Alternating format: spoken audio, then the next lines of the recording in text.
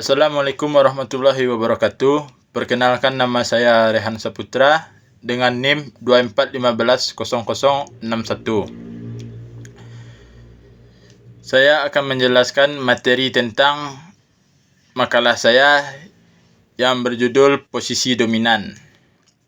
Pada kesempatan kali ini saya akan menyampaikan resume dari makalah yang berjudul Posisi Dominan. Persaingan usaha merupakan salah satu faktor penting dalam menciptakan perekonomian yang sehat. Dengan adanya persaingan yang sehat, konsumen memperoleh banyak pilihan barang dan jasa. Harga menjadi lebih kompetitif serta kualitas produk terus meningkat sebaliknya. Apabila persaingan tidak berjalan dengan baik, maka akan muncul pelaku usaha yang memiliki kekuatan sangat besar sehingga mampu menguasai pasar. Kondisi inilah yang disebut sebagai posisi dominan. Posisi dominan itu adalah keadaan ketika suatu pelaku usaha memiliki kekuatan yang besar dalam pasar sehingga dapat mempengaruhi harga, produksi, distribusi maupun persaingan usaha.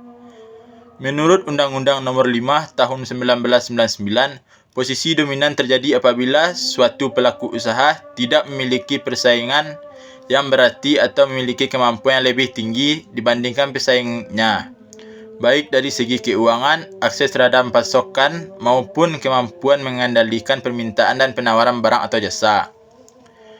Dalam undang-undang juga dijelaskan bahawa suatu pelaku usaha dianggap memiliki posisi dominan apabila menguasai 50% atau lebih pangsa pasar.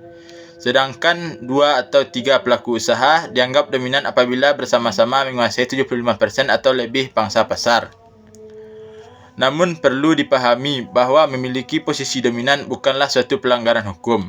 Posisi dominan dapat diperoleh melalui persaingan yang sehat, misalnya karena perusahaan memiliki kualitas produksi yang baik, pelayanan yang memuaskan, inovasi yang terus berkembang, serta manajemen yang lebih efektif dibandingkan pesaingnya. Yang dilarang oleh hukum adalah penyalahgunaan posisi dominan, yaitu ketika perusahaan menggunakan kekuatan pasarnya untuk merugikan pelaku usaha lain maupun konsumen.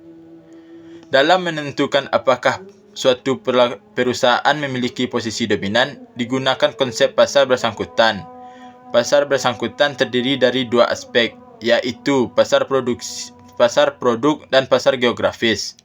Pasar produk berkaitan dengan jenis barang atau jasa yang sama atau dapat saling menggantikan. Sedangkan pasar geografis berkaitan dengan wilayah pemasaran tempat perusahaan menjalankan usahanya. Pelaku usaha yang memiliki posisi dominan umumnya mempunyai modal yang besar, teknologi yang lebih maju, jaringan distribusi yang luas, serta kemampuan mempengaruhi harga pasar. Karena memiliki keunggulan tersebut, perusahaan dominan biasanya menjadi penentu harga atau price setter, sedangkan perusahaan kecil hanya mengikuti harga pasar atau price taker. Agar tetap mempertahankan posisinya, perusahaan dominan biasanya memiliki berbagai strategi, seperti melakukan merger atau penggabungan perusahaan, meningkatkan efisiensi produksi, menggunakan teknologi yang lebih modern, memperluas jaringan distribusi, memperkuat merek, serta meningkatkan loyalitas konsumen. Selanjutnya yaitu mengenai penyalahgunaan posisi dominan. Penyalahgunaan posisi dominan merupakan tindakan pelaku usaha yang menggunakan kekuatan pasarnya secara tidak wajar sehingga menghambat persaingan usaha.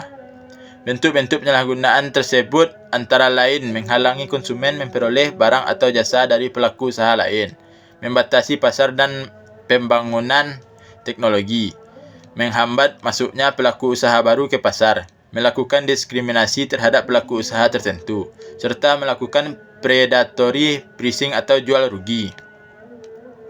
Predatory pricing merupakan strategi menjual barang dengan harga yang sangat rendah, bahkan di bawah biaya produksi agar pesaing mengalami kerugian dan keluar dari pasar.